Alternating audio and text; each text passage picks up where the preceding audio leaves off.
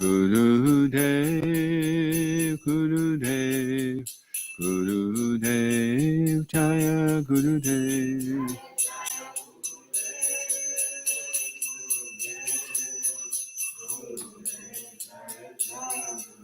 Jaya Kodanitai Maya Poshashi Kodanitai Jaya Maya Poshashi Jaya Maya Poshashi Kodanitai Jaya Maya Poshashi. ISKCON Guru Vrinda Ki Jai, Srila Prabhupada Ki Jai, Shishi Kodanitai Maya Poshashi Ki Jai. Reading from the Nectar of Devotion.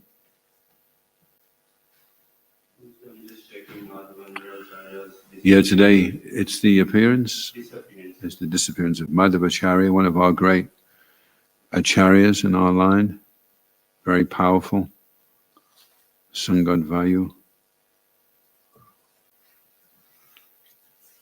We went to the place where he lived, which is not far from Udupi in South India.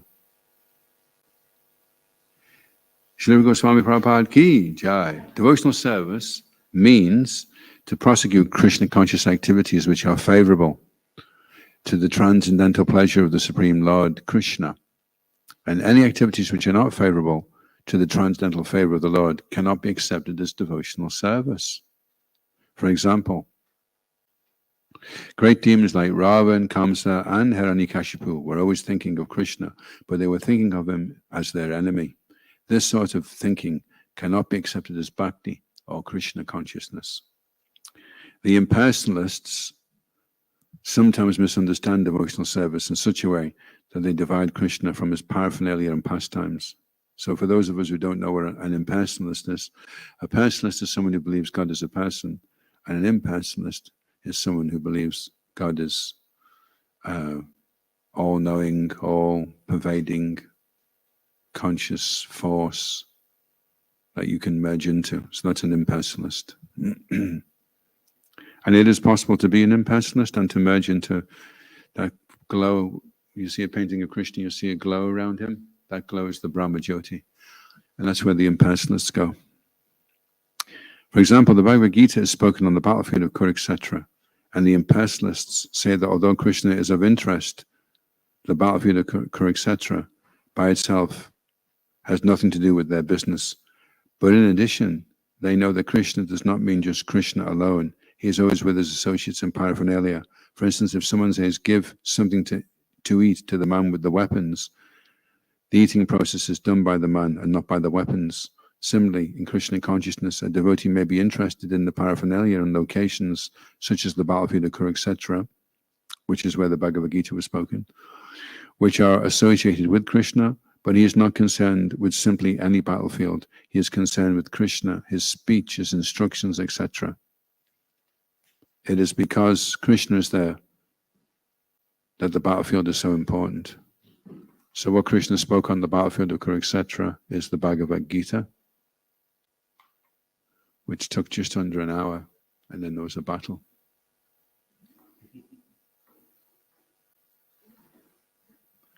So when we're doing the books, we're passing out the books today. Who's coming out on books today?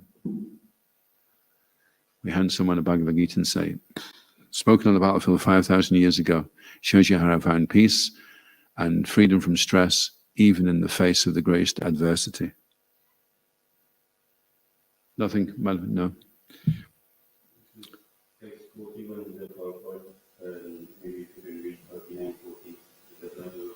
Okay. Om Namo Bhagavate Vasudevaya. Om Namo Bhagavate Vasudevaya. Om Namo Bhagavate Vasudevaya. So we say that invocation to invoke a reverent state of mind so that when we hear Bhagavatam, we can go deep into the heart. Not in one ear and out the other ear. So we'll read 3940 translation, then we'll do the Sanskrit for 41. The demons, Rakshasas, the servants of Hiranyakashipu, thus began striking the tender parts of Prahlad Maharaj's body with their tridents.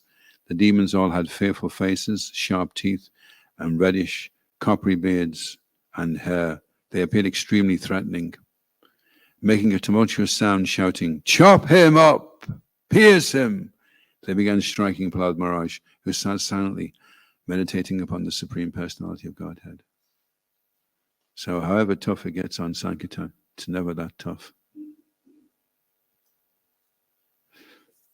Okay, so text 41.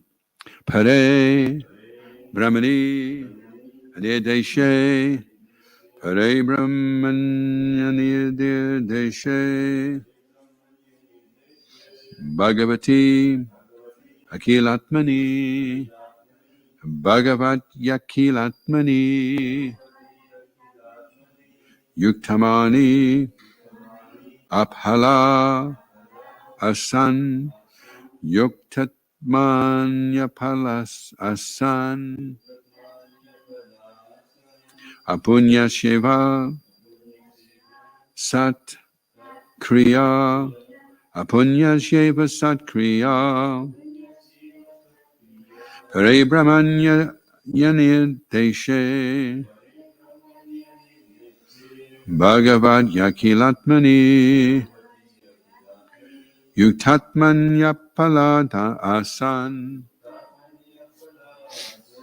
Apunya Shiva Sat Kriya Pare Brahmanya Yanideshe Bhagavad Yakilatmani Yuktatmanya Pala Asan Apunya Jeva Satkriya Pare Brahmanyana Yanideshe Bhagavad Yakilatmani Yuktatmanya Pala Asan Apunya Jeva Satkriya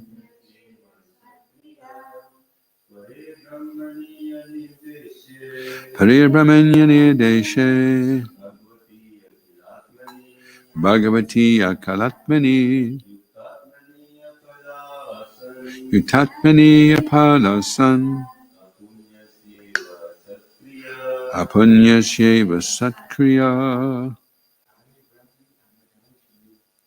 Pare Brahmanyani Deshe Bhagavati Akalatmani Tatmani Apalasan Shiva Satkriya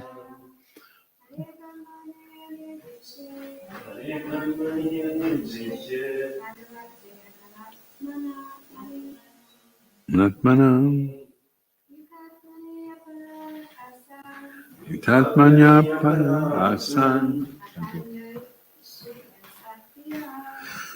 Shiva Satkriya Pare in the Supreme Brahmani Absolute Anirdeshe who is not perceivable by the senses Bhagavati the Supreme Personality of Godhead Akila Atmani the Super Soul of everyone Yukta Atmani on he whose mind was engaged, Prahlad. Apala, without effect.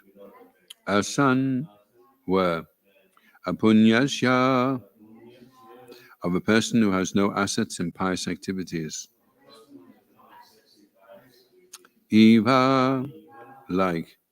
Satkriya, good activities, like the performance of sacrifices or austerities.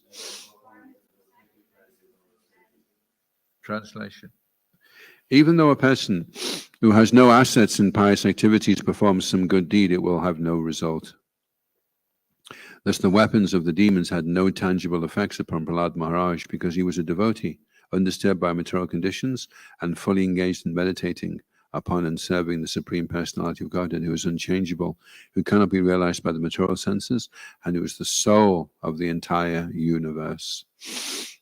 Responsively, please, even though a person has no assets in pious activities, performs some good deed, it will have no result.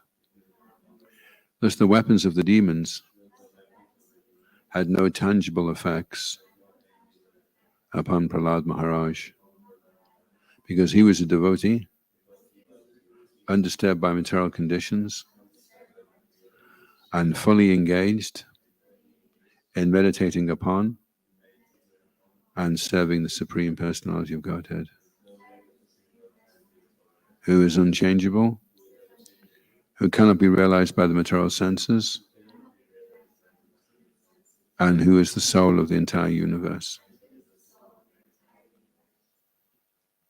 Prabhupada Srila Prabhupada Ki Jai.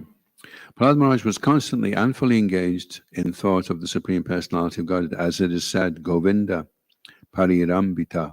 Prahlad Maharaj engaged himself always in meditation, and thus he was protected by Govinda. Just as a small child on the lap of his father or mother is fully protected, a devotee in all conditions is protected by the Supreme Lord. Does this mean that when Prahlad Maharaj was attacked by the demons, the Rakshasas, Govinda was also attacked by the demons? This is not possible. There have been many attempts by the demons to hurt or kill the Supreme Personality of Godhead, but he cannot be injured by any material means because he is always in transcendence. Therefore, the words Pare Brahmani are used here. The demons, the Rakshasas, can neither see nor touch the Supreme Lord, although they may superficially think that they are striking the Lord's transcendental body with their material weapons. The Supreme Personality of God is described in this verse as Anirdeshe. We cannot understand him to be in a particular place, for he is all pervasive. Moreover, he is Akilatma, the active principle of everything, even material weapons. Those who cannot understand the position of the Lord are unfortunate. They may think that they can kill the Supreme Personality of Godhead and his devotee, but all their attempts will be futile. The Lord knows how to deal with them.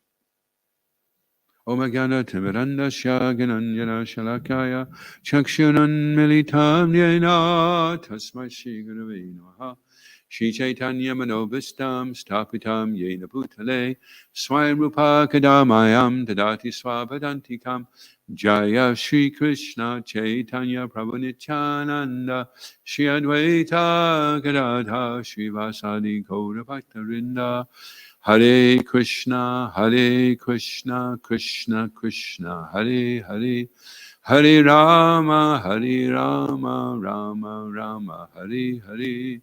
Vancha kalpatrubhyascha, kripa sindhubhyeva cha, paditanam bhavanebhyo vaishnavebhyo namo namaha.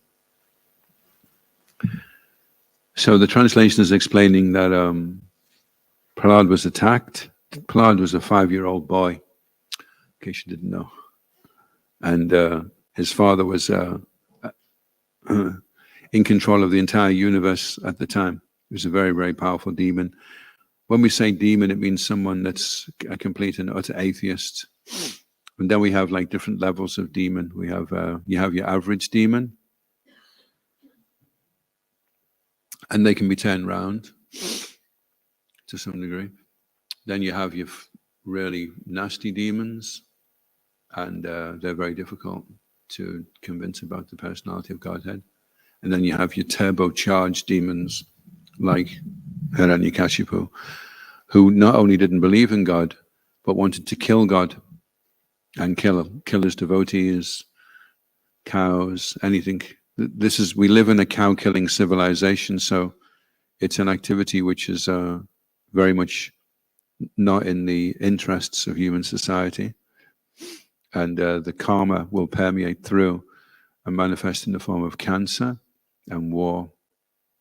So many problems will be there because the cow and the devotee are very dear to the Lord, and the demons are always priding themselves on being able to kill people, and therefore that proves that they are superior, that they are supreme. That's how they assert their superiority. So the weapons had no tangible effect upon Prahlad, even though they were attacking the tender parts of his body. And Prahlad was silent, and he was just engaged in meditating. So, so we don't advise trying that. Like today, you may think, okay, I'm going to just check this one out. I'm going to think of Krishna, and I'm going to step in front of a bus, and the bus will just bounce off me. So Prahlad was on such a high level of consciousness that he could see Lord Nrsingadev. This is leading up to the appearance of Krishna. Krishna appears in different ways, according to different situations. God is compared to an ocean, and the waves on the ocean are all the different features of the ocean. So although God is one, he can have many different incarnations. And one of the incarnations is Lord Nrsingadev. And in a few pages, he will incarnate and he will protect Prahlad. But Prahlad's already aware that Lord Nrsingadev is there, ready to protect him. And so he's not afraid. So until you're on that level, where you are fully aware of the presence of God, then you should take precautions. Don't step in front of buses. Don't get yourself into situations which are difficult or awkward.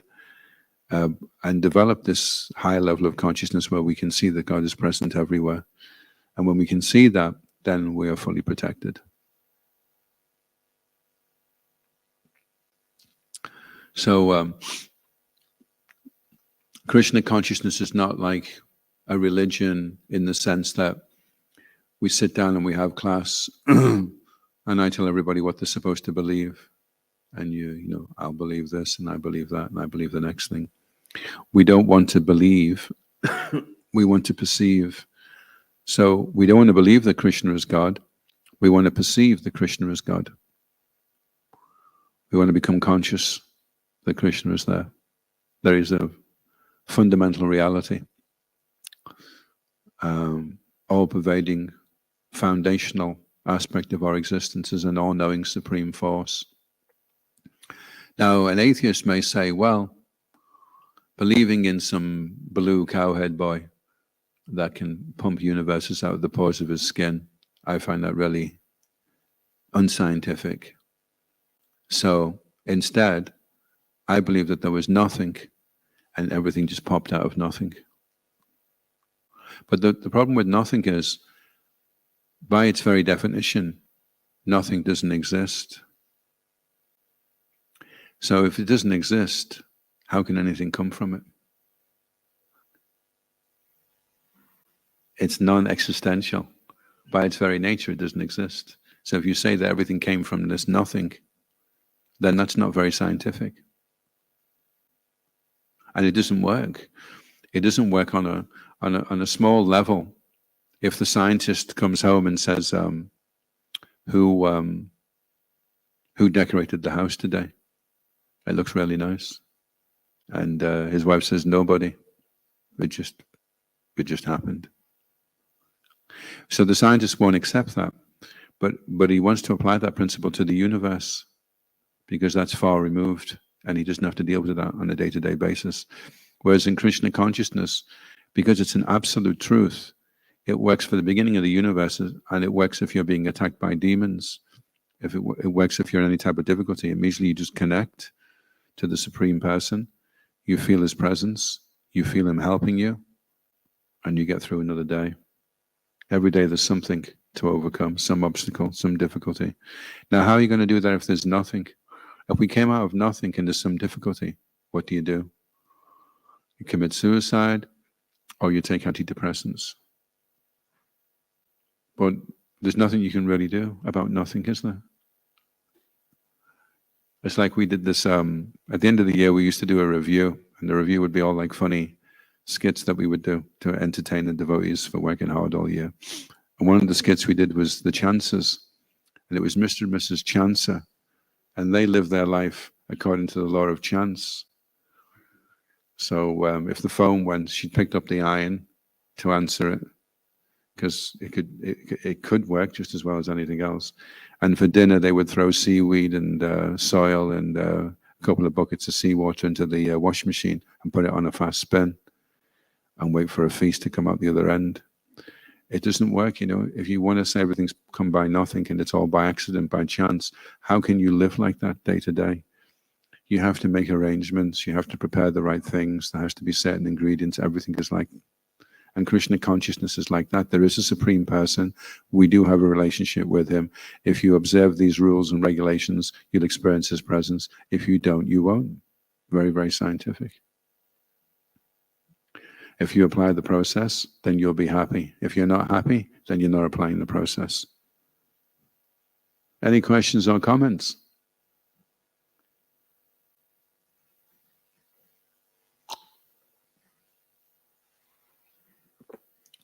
We've got half an hour, so you can have a good think.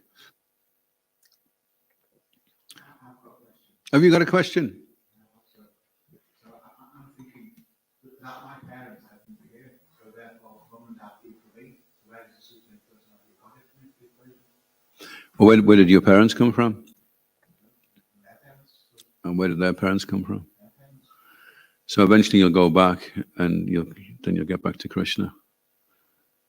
There has to be someone that started everything. And then if someone says, well, where's Krishna's parents? And Krishna says, okay, there's Mother Yashoda, Maharaj Nanda, but he's actually the source of everything. He was always there. So you've got two choices. Krishna was always there, or a lump of rock was always there. Where did the lump of rock come from? Well, it didn't really come from anywhere. It was just always there. It was just kind of hanging around. This massive void of nothing, and right in the center is this lump of rock. It's an infinite space. It just goes on and on and on. There's an end infinitely, and it was just this lump of rock, and it was just hanging around for trillions of years. And one day it thought, I'm going to explode, and here we are. So you've got two choices: lump of rock or a blue cowhead boy. If you want to go with the lump of rock and you get in difficulty, there's not a lot the lump of rock is going to be able to do for you. And there's not a lot of meaning to your existence. If we all exploded out of a lump of rock, then there's no meaning to your existence. So either you accept that God is the source, or whatever argument you come up with after that is meaningless. So you've got your choice. Is there meaning to life, or is life meaningless? If life is meaningless, then you can do anything you want to anyone at any time, and there's no consequence, because there's no meaning to anything. And we're just trying to create meaning within this massive void for a fraction of time before we go back into the void. We came from nothing. We go back to nothing. That's very depressing, actually. If you really want to train kids up at school, yeah, we just came out of the void. There's no meaning to anything, and the kids go along. Very, very quickly, when they run into difficulty, they'll suffer from depression. They're not equipped. They can't really be psychic warriors. But how can you defend yourself against the material energy if you came from nothing, and you're nothing, and you don't really mean anything? And even if you achieve something, you'll eventually go into the void, as everybody else will, and we'll go back to the oblivion. The oblivion, lump of rock, and then back to the oblivion. Until the rock decides it wants to blow up again. That's very depressing. Huh? And it's funny, if you just go back 100 years, everybody believed in God. It's just come up real fast. Suddenly, atheism is the thing, And then I spoke to a guy the other day in Edinburgh, and he said, not an agnostic, but something. It was like a funny word, and he said, I believe in reincarnation, but I don't believe there's a God. Have you heard of that one before? If you can get 50,000 people to agree to something in America, it can become a religion. That's why Star Wars is now a religion. You can be a Jedi now. in America and go to a Jedi church, and when people come in, they say, "The Force be with you." You just have to have enough people to agree with it. Let the Force be with you. When you're out today on Sankirtan, let the Force be with you. How can we help those impersonalists become more personal? Well, we have to work on ourselves actually first. We have to work on ourselves because the reason why impersonalism is very popular is because you become resolved, you're absolved of all responsibility. You're just kind of like a blob, and you don't have to follow any real responsibilities. You're not accountable to your children or your husband. You can just decide, or your wife, that I don't want to be with you anymore, and I don't want to pay this bill, and I don't want to turn up at work, and I don't want to do this, I don't want to comply. And so being an impersonalist is a way of desensitizing yourself to the environment. That's why intoxication is very popular, because with intoxication, you can disconnect from the reality.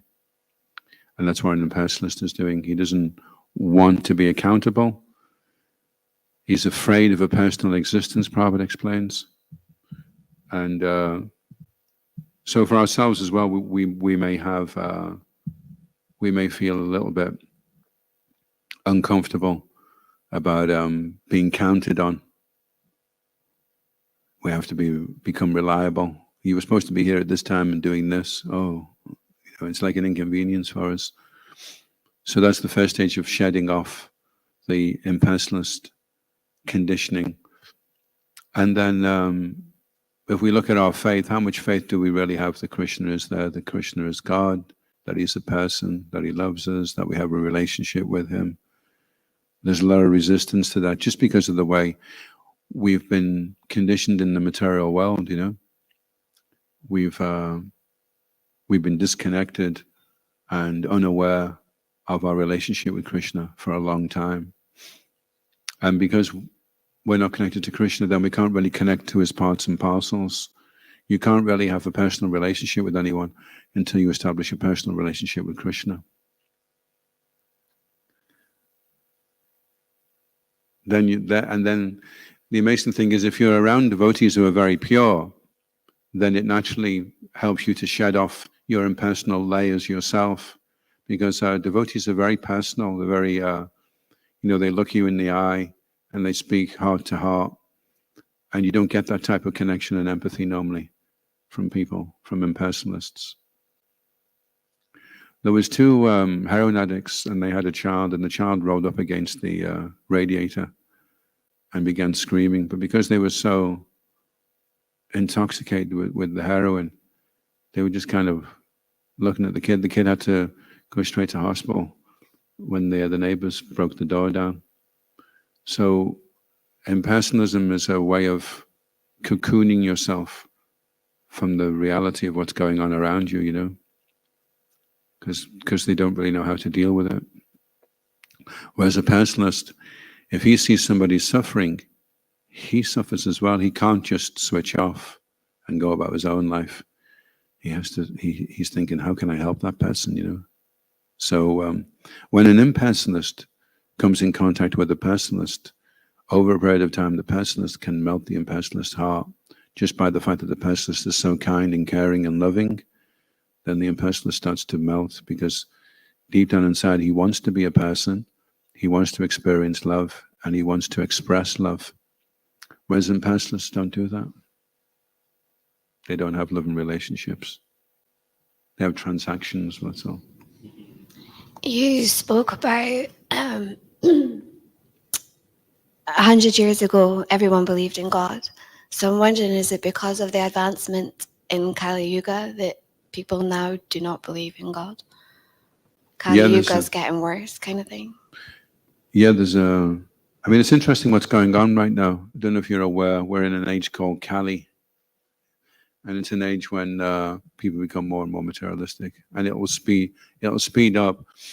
But what's happening right now, we're in a back current of Kali. When I first came up to Scotland in the late 80s, Glasgow was if you wanted to get stabbed, the best place to go was Glasgow. It was the stab capital of Europe. And they had a day when they asked everyone to throw all their weapons away. And they had these big plastic buckets with funnels in, and people had to come and throw all the weapons in.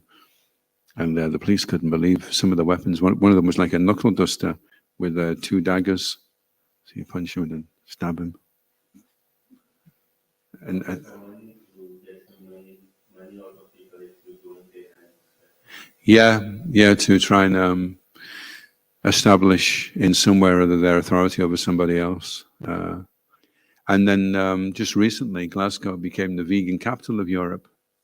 I think it's in competition with Berlin. I think sometimes Berlin is in there. And then, so just by saturating an area with the holy name, because we had Garanga going on that much in Glasgow that when you were on the street doing books, people would every 5 minutes, Garanga, Garanga, Garanga, because we did the Harinam on Sundays as well down the barras, so people were getting a lot of exposure with stickers and posters and buses with Garanga on everywhere. And just by the volume of books that went out, it created so much Maha Punya, so much pious credit is now there. And it will just take time now for that to fructify. And that will counteract the tendency. So now more people will go vegetarian, more people will be interested in practicing celibacy outside of marriage, more people will be curious about how karma works, about practicing meditation. All these things now are very much on the increase. And it's funny actually because religion was a kind of covered form of atheism, although they were turning up at a building once a week and considered themselves better than anybody else. That all broke down, and then people just started being openly and straightforwardly animalistic. And so when people say that they don't believe in religion, what they mean is, I don't believe in irreligion. And what was considered irreligion is now being recognized as real religion, you see. And when people say they don't believe in God, what they mean is, I don't believe in this angry guy with a white beard who keeps squashing hedgehogs under steamrollers and making people die when they're only 40 with cancer. That's what they don't believe in. But if you said to them, well, when you say you don't believe in God, do you mean you don't believe in the beautiful cowhead boy with the yellow silken dhoti that plays a flute and engages in loving pastimes with his devotees for eternity?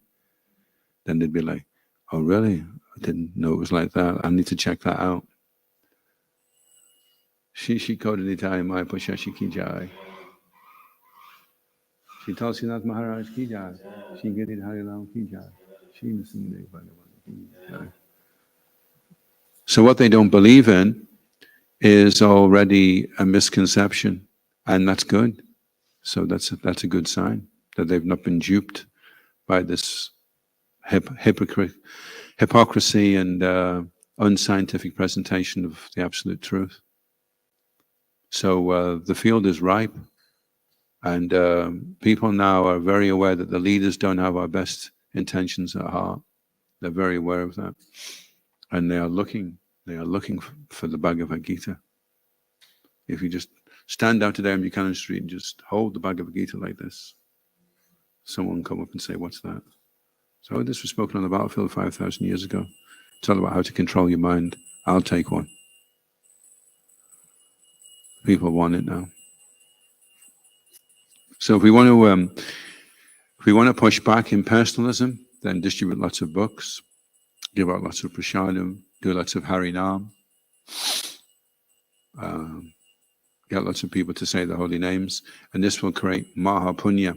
And the interesting thing about Agyata Sukriti, it's also called, it means when you do, like if a person finds it really hard to believe in God, and you say, okay, well, look, I'm going to come back in another year and talk to you about God, but in that year, I want you to do loads of nice things, help out ladies across the road, dig wells, plant fruit trees, rescue kittens from trees, do loads of nice things, and I'll see you in a year. So he does all that, and he comes back in a year, and he's saying, now what we were saying about God, okay, well, God, he's a supreme person, we're part and parcel.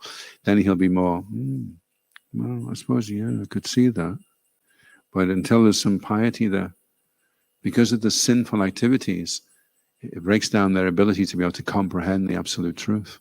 So then they perform. So what we're doing right now by going out and interacting with the masses, we're creating this sukriti, this pious credit, so that they'll be able to achieve the platform where they can accommodate the concept that they're part and parcel of a supreme being. Because if God's not there and it's a lump of rock, then it means that we're not really persons. So an impersonalist is someone that is denying his dimension of personality that he has, that he does have personality. And what's fascinating about Krishna consciousness is that as you become more aware that Krishna is there, you become more aware that everybody is his parts and parcels. And you just see, like, one day I was going around the doors selling oil paintings, and a little bee was just flying in the air, and the way the light had caught the bee, the wings had arced. So it was like this big body, and there was 4 ultraviolet iridescent arcs, circles, just in the air, and this body was stationary. And I was looking at it, I was thinking, that's actually a miracle. That they can't explain how the bee is able to fly, because if you make a jumbo jet with wings that small on it and try and fly it, it doesn't work. It's defying the physical laws. So when you see all these amazing things, then you start realizing, yeah, there must be a God behind it. How did that just happen by accident?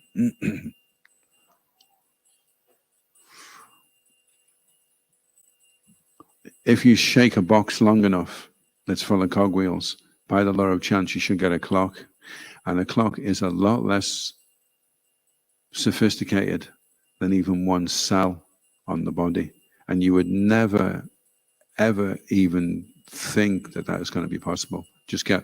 And you can even get a clock with all the parts, take them all apart.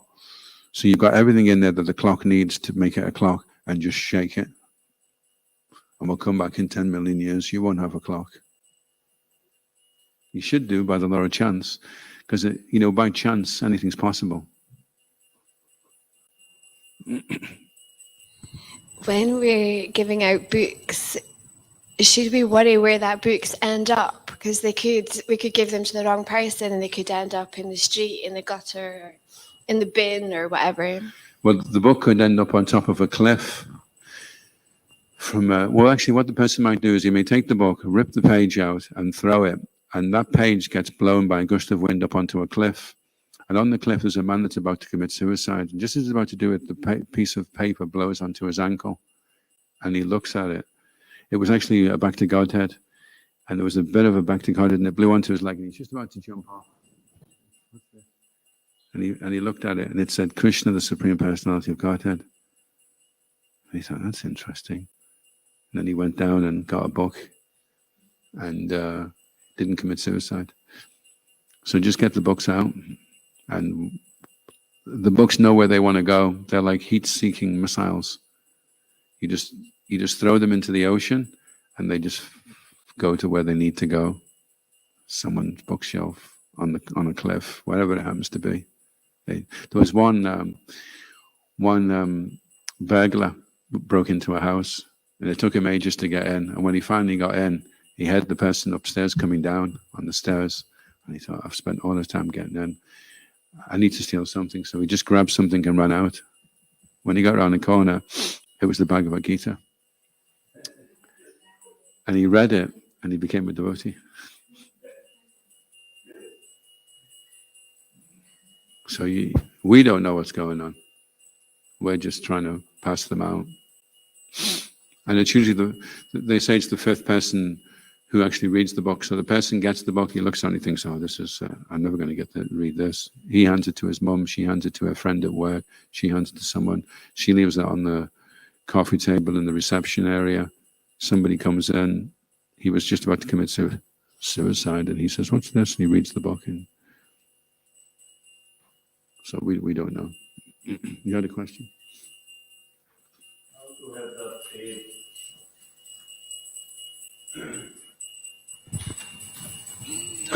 Maybe theoretically we can understand, okay, God exists, nothing comes out of nothing.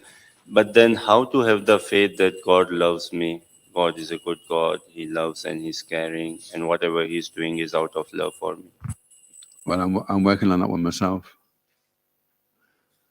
You can see how much a devotee realizes God loves him by how he chants his japa. So if you're chanting your japa and you're finding it hard to connect, then you have to work on yourself. Sometimes japa can be really good and you can really get into it, and sometimes it's not so good, because sometimes we make offenses in between our next japa period. We have to get to the stage where we're fixed, and it actually takes quite a while to come to the stage of realizing that God has affection for us. They say that's the beginning of Shuddhanam. There's 3 stages of chanting. The first stage is the offensive stage. The second stage is the clearing stage, where you're trying.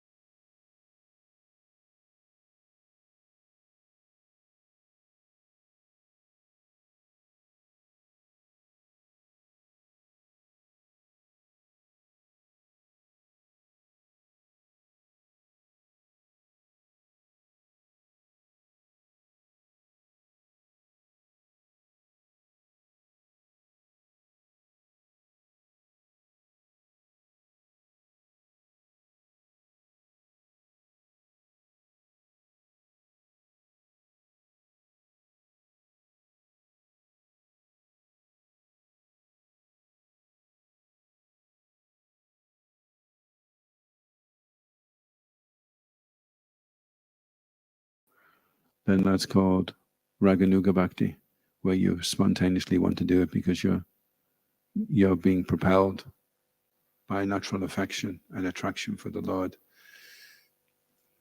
So we follow the Vaidhi Bhakti, the rules and the regulations, and we do this and we don't do that, and we turn up at this time and we do that at this time. We follow all that to eventually get to the point where we're really loving everything that we're doing, because we're really loving Krishna.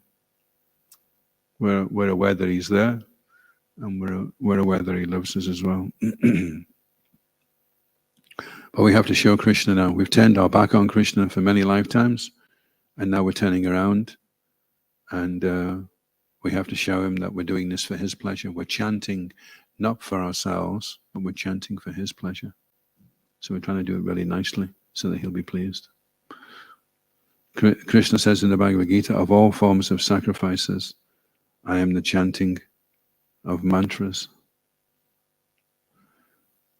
I mean, what do you give the person who has everything?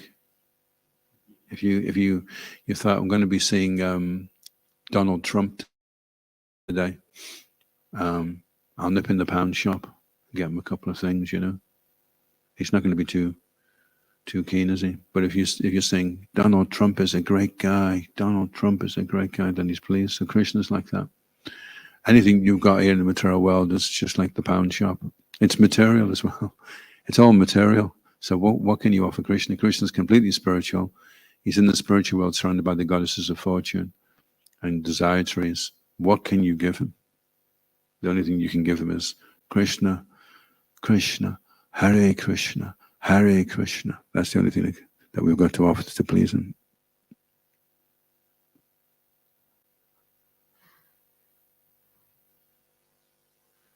And we say love, but we don't really understand what it is when we say love. And the word comes up a lot. If you look at the books, you'll see Krishna consciousness comes up a lot in the books. And what it means, Krishna consciousness is, it means to be doing things with love for God. If you have love for the center of the entire creation, then automatically you'll love all his parts and parcels. So we want to establish that. When we have love for the tree, then automatically all the parts of the tree, all the leaves and the fruits and the branches, they all automatically get nourished. So we have to go to the root of existence and offer love and devotion there, and then everything else will be satisfied. Everyone will be pleased with us. Generally, we find many people, they say, love, peace, and something, or peace sort of thing. But they don't believe in God or in the existence of God. How to respond, or what would you say, like, please? Well, for a lot of our interaction with people is based on our level of faith and realization. And if we're neophytes, if we're just in the beginning stages, then we're not going to be able to create too much faith in other people. I mean, you could even philosophically prove your points, but that's not necessarily going to change his heart. So it would take time, over a period of time, and cultivating friendship, affection, and trust, that the person would then become open, So it's a slow process. But if you were to just take somebody on the street, stop them and say, "Excuse me, I'm passing out vegetarian cookbooks today. Are you a vegetarian?" "Nope." "Well, why not?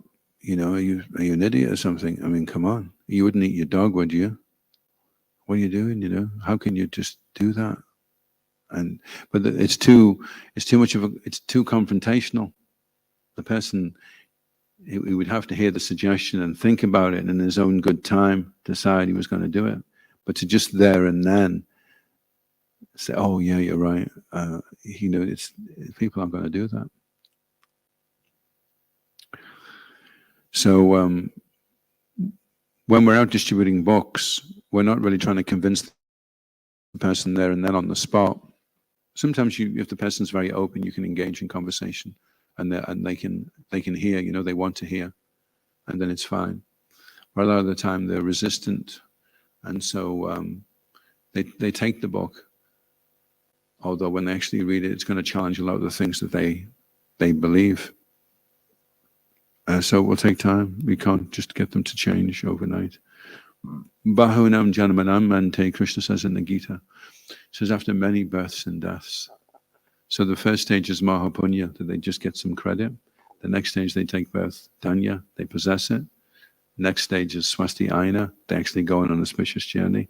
And even then, when they start the journey, it may take a few lifetimes before they go back to Godhead, So you can't suddenly roll 10 lifetimes into one and say, "There you go, higher taste, go vegetarian, chant Hare Krishna on the back. I'll come back next week and shave your head. Everything good?" It's going to take lifetimes for most people. And right now we're planting all the seeds, putting all the Mahapunya out, and it's just going to take a few generations, take birth again, and then they'll build up to that. If somebody can immediately read the books, think, "Wow, this is fantastic," and join and become a full-time devotee, but generally that's because of lifetimes of practice in the past. And he reads, he hears the Sanskrit, he smells the incense, he takes prasadam and he resonates. My goodness gracious me, this all seems very, very familiar. I have some unfinished business here from a past life. Let me take off from where I've left off.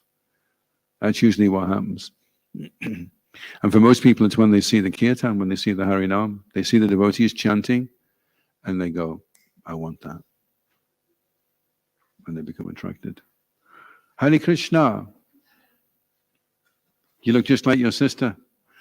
Oh, is it your sister-in-law, Ruma? Oh, she's good. She's in Vrindavan now. Is she? At this moment, yeah. With Gopi?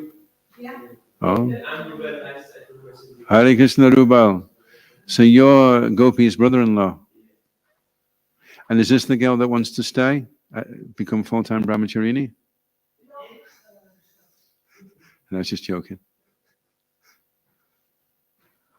Hare Krishna, apanam ke hai? What's the little girl's name?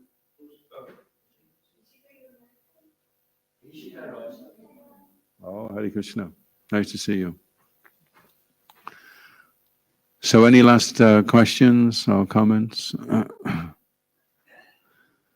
So it's like they say, what the world needs now is love. What the world needs now is love, sweet love. It's the only thing that there's just too little of. So that love that people are looking for is actually, pure love is love of God, which is Krishna consciousness. The more you become conscious of Krishna, the more you will love him, because he's all attractive. The more aware of how beautiful he is, how kind he is, how powerful he is, naturally that love will flow from your heart. And when the love starts to flow, then once you start loving Krishna, you start loving everything. You even love the weather. The weather is the grossest manifestation of the three modes of material nature. Did you know that? So if you want to transcend the modes of nature, the first thing you've got to transcend is the weather. If you get depressed when the weather's bad, then you're still going to have to work on your powers of transcendence. You timed that well. So do you have a question?